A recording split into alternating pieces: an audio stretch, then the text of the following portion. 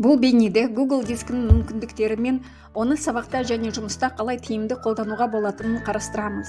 Google диск бұлттық сақтау орны. Мұнда файлдарыңызды сақтап, оларға кез келген жерден, кез келген құрылғыдан қол жеткізе аласыз. Сабақ материалдарын ұйымдастыруға, оқушылармен файлдар алмасуға өте қолайлы.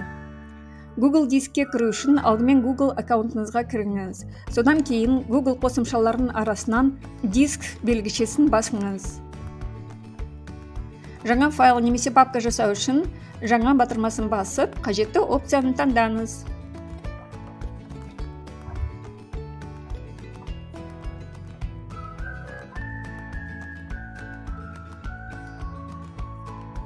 Google дискінің ең басты артықшылықтарының бірі файлдармен оңай бөлісу мүмкіндігі.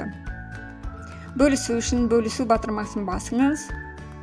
Мұнда файлды кім көре алатын, кім пікір жаза алатын, немесе кім өңдей алатынын таңдай аласыз.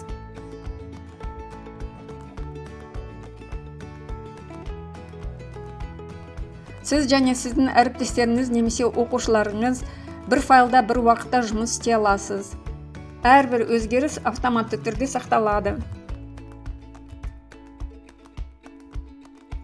Және кім қандай өзгеріс енгізгенін көруге болады.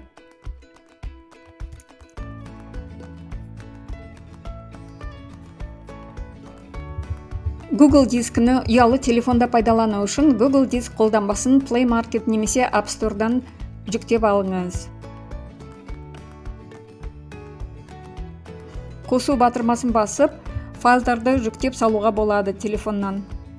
Және осы батырманы басқанда қалта жасай аласыз, немесе Google Docs, Google Sheets, Google Slides'ты ашуға болады.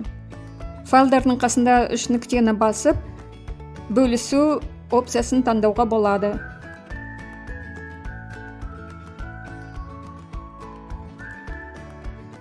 Google дискіні офлайн режимде пайдалана аласыз.